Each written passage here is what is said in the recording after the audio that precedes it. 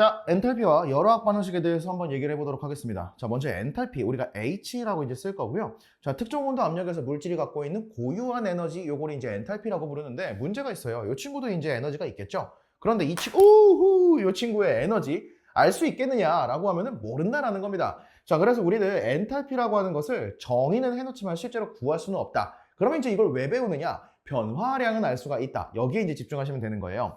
자, 그래서 나오는 게 반응 엔탈피, 엔탈피의 변화량이죠. 화학 반응이 일어날 때 엔탈피 변화라고 이제 보시면 되는 거고요.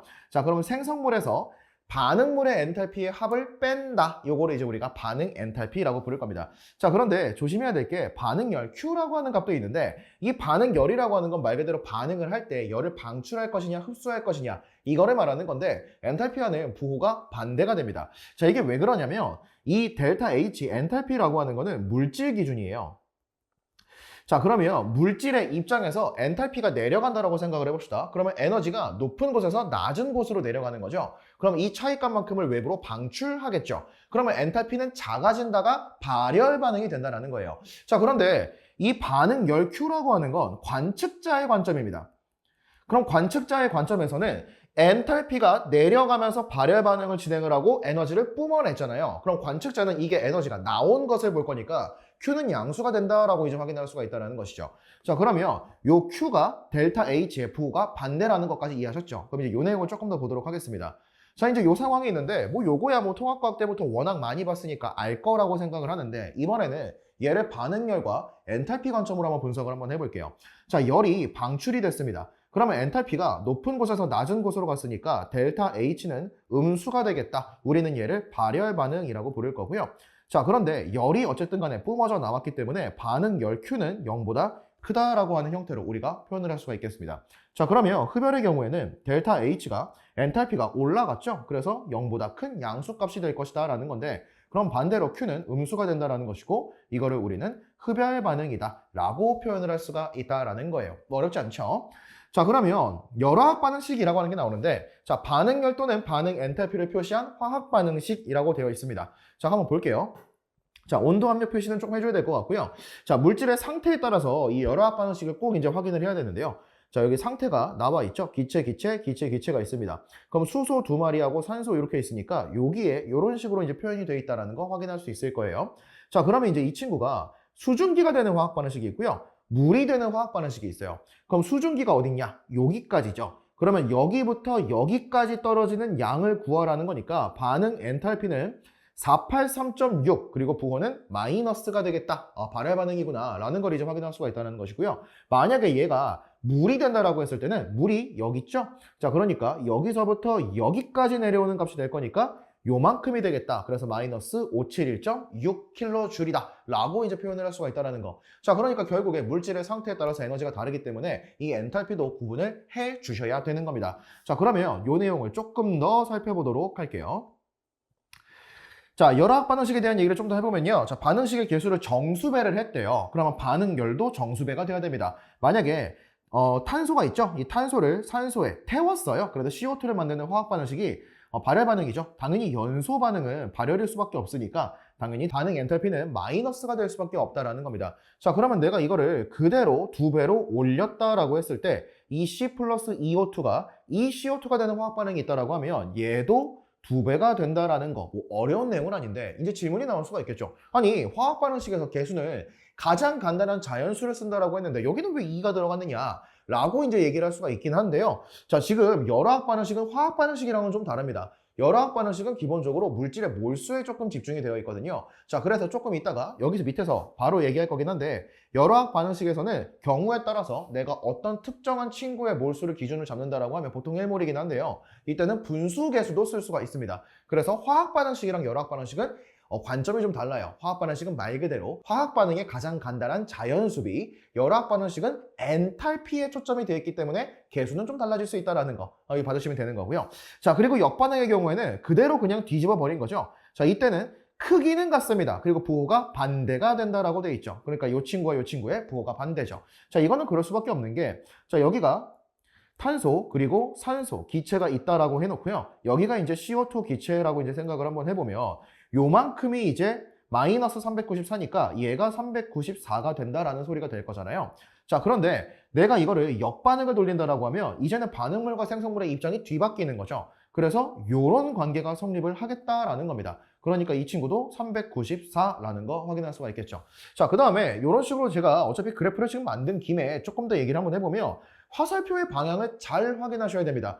자, 만약에 얘가 이렇게 내려가는데 여기가 394라고 써 있어요. 지금처럼 나와 있다는 것이죠. 그 화살표의 방향이 어때요? 내려가고 있는 거죠. 그러면 델타 H는 마이너스 394라는 거를 확인을 해주셔야 되는 거고요. 화살표 방향이 윗방향이다라고 했을 때는 그럼 여기서는 델타 H도 양수가 나온다라는 거를 확인해 주셔야 된다라는 거예요. 자, 그런데 문제를 풀다 보면 이런 양방향 화살표가 있습니다. 그럼 여기에도 394라고만 써 있을 건데 이거는 크기의 절대값을 말해요. 자, 그러니까 문제를 보고 확인을 하셔야 됩니다. 발열 반응이면 아래로 내려오겠네. 그러면 크기는 394고 부호는 마이너스가 되겠구나. 이런 식으로 우리가 판단을 해줘야 된다는 것이죠. 자, 그러면 이제 하나씩 조금 디테일하게 한번 보도록 하겠습니다. 자, 먼저 생성열, 생성 엔탈피라고 이제 부를 수가 있는데, 자, 가장 안정한 호돈소 물질이라고 써요. 호돈소 물질, 우리가 보통은 원소라고 쓸 겁니다. 그래서 톳은 생략하는 게 좀 일반적이고요. 자, 그래서 원소라고 하는 한 종류의 원소로만 구성된 물질, 예를 들어서 H2 수소로만 O2, N2, 뭐 O3, 뭐 이런 것들이 있죠. 이런 것들이라던가 나트륨, 마그네슘, 이제 이런 친구들을 우리가 원소라고 부릅니다. 자, 그래서 가장 안정하다라고 하는데 그럼 가장 안정한 건 어떻게 하느냐? 대부분의 경우에는 우리가 알고 있는 경우가 많아요. 수소 어떻죠? H2, 질소는요? N2, 산소는요? O2 이런 것들을 잡아주시면 되겠습니다. 자, 1몰 요거 이제 기억하셔야 돼요. 1몰입니다. 1몰이 만들어질 때 흡수 또는 방출하는 열량이라고 돼 있죠. 자, 그러면 수소 2마리가 산소와 만나서 물 2마리가 내는 화학 반응식의 엔탈피가 이렇게 주어져 있습니다. 그러면 이 경우에는 제가 생성 엔탈피를 만들고 싶은 거예요. 그러면 생성 엔탈피라는 건 기준이 뭐야? 1몰이 만들어지는 거기 때문에 지금 요거 몇 몰 만들어질 때입니까? 2몰 만들어질 때죠. 그럼 그게 마이너스 57인데 이거는 2몰이 만들어질 때를 말하는 거니까 1몰이 만들어질 때는 2를 나눠줘야 된다는 거예요. 그래서 이렇게 될 수가 있는 거고요. 자, 그러면 이것도 여러 학 반응식으로 표현을 해보면 이런 식으로 표현해 줄 수가 있습니다. O2 기체, 그리고 나서 H2O 액체. 아, 요렇게 되겠구나. 그러면 얘를 델타 H가 마이너스 286kJ 몰이다 라고 이제 표현을 해줄 수가 있다라는 거예요. 자, 그래서 이런 식으로 봤을 때 여기에 분수계수 나오는 것도 확인할 수가 있겠죠. 자, 원소의 종류에 관계없이 가장 안정한 물질의 생성량은 0이다. 그래서 여기에 O2는 0이다라는 거예요. 그래서 산소 시리즈가 있잖아요. 산소 원자도 있을 거고 그 다음에 오존도 있을 거고 한데 이 중에서 가장 안정한 게 산소 기체가 되겠죠. 그래서 이런 친구의 생성열을 0이라고 잡을 겁니다. 그럼 마찬가지로 N2 기체도 0으로 잡을 거고요. H2 기체도 0으로 잡을 거예요. 이건 왜 그런 거냐? 엔탈피 구할 수 없다 그랬죠. 그래서 그냥 가장 안정한 상태를 기준으로 잡아놓고 이거보다 큰지 작은지만 비교하는 게 우리의 목적이기 때문에 가장 안정한 상태를 0으로 잡는 것은 충분히 합리적이다 라고 이제 볼 수가 있다는 것이죠. 자, 표준 생성열을 그 물질의 상태적인 엔탈피 값으로 활용할 수가 있다. 자, 그래서 생성물의 엔탈피의 총합에서 반응물의 엔탈피의 총합을 빼는 게 반응 엔탈피인데 이거를 생성물, 반응물 이런 식으로도 꺼낼 수가 있다는 건데 뒤에 가서 계속 얘기하도록 하겠습니다. 자, 이제 분해율도 있겠죠. 물질 1몰이 가장 안정한 호돈수 물질로 분해될 때라고 되어 있습니다. 자, 그럼 여기에서는 물 2마리가 분해가 되는 거니까 H2O 액체의 분해열이 얼마니, 분해 엔탈피가 얼마니 이렇게 물어본다라고 하면 1몰을 기준으로 잡아야 되니까 2를 나눠줘야 된다는 것이고요. 자, 연소율도 마찬가지입니다. 물질 1몰이 완전 연소라고 되어 있죠. 그래서 완전 연소에서 나올 수 있는 건 탄소와 수소 정도가 다니까 탄소는 CO2가 되고 수소는 물이 된다. 이 정도만 보시면 될 것 같습니다. 연소 반응은 당연히 발열이죠. 그래서 무조건 반응 엔탈피는 마이너스의 값을 갖게 되고요. 자, 여기서는 이 친구를 한 마리를 태웠죠. 그래서 1몰을 태웠으니까 이 자체가 연소 엔탈피가 되겠다라고 잡아주시면 되겠습니다. 자, 그리고 이제 결합 에너지인데, 자, 결합 에너지, 요것도 기준이 1몰이에요. 자, 공유결합 1몰을 끊는데 필요한 에너지가 얼마냐? 그러니까 끊어버린다라는 거죠. 결합을 끊을 때 필요한 에너지라고 했으니까요. 여기 H2가 있으면 수소가 요렇게 이제 결합이 돼 있겠죠. 그러면 요거를 끊어준다라는 걸 말하고 있는 거예요. 자, 그러면 여기서는 수소 2마리가 결합을 한다라고 되어 있으니까 끊을 때 내가 에너지를 가하는 것처럼 합칠 때는 에너지가 방출이 되겠다라는 것도 이제 확인하시면 되는 거예요. 그러니까 수소 입장에서는 에너지를 먹어서 끊어지는 거고요. 그럼 둘이 합쳐질 때는 에너지를 방출하겠네. 정반응과 역반응은 에너지가 반대다라는 것까지 확인하시면 되는 거죠. 그럼 당연히 결합의 세기가 셀수록 결합 에너지는 커질 것이고요. 자, 결합을 끊는 게 흡열이기 때문에 결합 에너지는 항상 양수값을 갖는다. 에너지를 흡수해서 끊어지는 거다라는 거 기억해 주시면 되겠네요. 자, 그러면 이제 이 내용을 가지고 실제로 계산을 한번 해보도록 하겠습니다. 자, 여기 H2가 있고 Cl2가 있어요. 그래서 우리가 화학에서 이 결합 분자를 만드는 이 공유결합 정도는 알고 계셔야 된다는 거죠. 그러면 요거를 끊어서 원자로 바꾼 것이죠. 그러면 여기 보시면 HH 단일결합 436이라고 되어 있고요. 자, ClCl 단일결합 여기 있죠. 243이라고 되어 있습니다. 그러면 요거 1몰, 요거 1몰이니까 둘이 더해버리면 얼마가 돼요? 679. 그래서 여기에 679라고 써 있네요. 자, 그리고 나서 나는 두 마리의 HCl을 만들고 싶은 거예요. 그러면 얘네가 이미 원자 상태로 가는데 679가 들어갔습니다. 그러면 여기에서는 HCl을 보시면 HCl 여기 있죠? 432가 있네요. 자, 그런데 HCl이 한 마리, 여기도 한 마리. 그러니까 총 두 마리를 만들고 있는 거잖아요. 그럼 결합 에너지라고 하는 건 1몰 기준이기 때문에 나는 두 마리를 만들고 있으면 여기에 두 배를 해주면 864가 됩니다. 자, 그리고 나면요. 이렇게 이제 그래프가 나왔을 때 팁을 좀 알려드리면 여기에서 그러니까 출발점을 잡아주고요.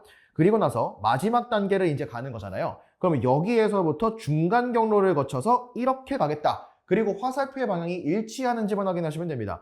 자, 그러면 여기에 화살표가 위로 올라가죠? 여기는 아래로 내려가죠? 그러면 여기는 플러스 679, 여기는 마이너스 864 이렇게 만들어질 거니까 요거를 이제 빼주면 되겠죠? 그러면 얘가 마이너스 185kJ 이런 식으로 이제 표현을 하시면 이제 문제가 마무리가 된다라는 거예요. 그렇게 어렵지 않죠?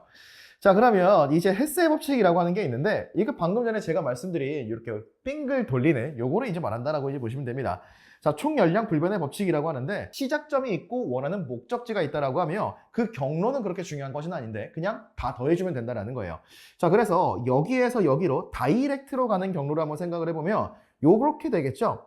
여기에 탄소 흑연이 있고요. 그리고 여기 산소 기체가 그냥 CO2로 다이렉트로 갔을 때 요 델타 H1이라고 이제 표현을 할 수가 있겠죠. 자, 그런데 이 친구가 2분의 1마리의 산소와 반응을 해서 요 중간 단계 일산화탄소를 일단 만들어냈고요. 일산화탄소가 다시 한번 반응을 해서 결국에 CO2가 됐다라고 하면 이것과 이 둘의 합, 그러니까 델타 H1이라고 하는 것은 델타 H2와 델타 H3의 합이라고 표현할 수가 있지 않겠냐. 이것이 헤스의 법칙입니다. 자, 그러면 요거를 어떻게 이용하는지를 한번 생각을 해볼게요.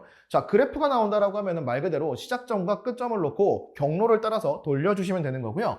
자, 이렇게 열화학 반응식이 나와 있다라고 하면 자, 이제 내가 원하는 건 CH4의 표준 생성 엔탈피를 만들고 싶대요. 그러면 표준 생성 엔탈피라고 하는 건 1몰을 만들어내는 거니까 자, 이렇게 한번 가보도록 하겠습니다. 자, 탄소 흑연이 있을 거고요. 자, 그리고 나서 내가 원하는 건 수소죠. 그러니까 CH4니까요. 그럼 두 마리의 수소 기체 가장 안정한 상태를 붙여서 CH4 기체 요거를 만든다라고 이제 생각을 하시면 되겠습니다. 그럼 이때 델타 H가 얼마일 건데 이렇게 이제 물어본다라는 거죠. 자, 그러면 왼쪽과 오른쪽을 이제 막 더한다라고 했는데 좀 팁을 좀 드리자면 얘가 이제 왼쪽에 있죠? 찾아요. 여기 있죠. 자, 그 다음에 여기도 있죠. 그 다음에 찾아요. 여기 있죠. 그러면 여기에 1, 여기 2니까 그대로 들고 오면 되겠네요. 자, 그리고 나서 여기에 CH4가 있는데 여기에 찾아요. 그러면 얘도 1, 여기 1. 개수는 같은데 얘는 왼쪽, 얘는 오른쪽에 있죠. 뒤집으면 됩니다. 그러면 얘도 부호를 반대로 뒤집어서 들고 오면 되는 거예요. 그러면 같은 쪽의 개수가 같으면 그대로 들고 옵니다. 델타 H1 들고 오고요. 델타 H2 그대로 들고 온 다음에 얘랑 얘는 왼쪽, 오른쪽이 뒤바뀌었으니까 델타 H3를 빼준다라고 정리해주면 된다는 것이죠. 그러면 얘는 마이너스 393.5에다가 마이너스 571.6 이렇게 되는 것이고 890.8 이렇게 정리가 되는 거니까 자, 그러면 이제 이 계산은 여러분이 저보다 계산을 잘할 거기 때문에 계산을 여러분이 직접 해보시면 될 것 같습니다. 어쨌든 여기까지 정리해서 내용 잘 정리해 주시고요. 1몰 기준의 이제 생성결이라던가 이런 것들도 확인해 주시고 반응 엔탈피 어떻게 구하는지 그리고 마지막에 헤스 열심히 돌리면 되는 거고 계산도 이런 식으로 예쁘게 잘 해주시면 되겠습니다.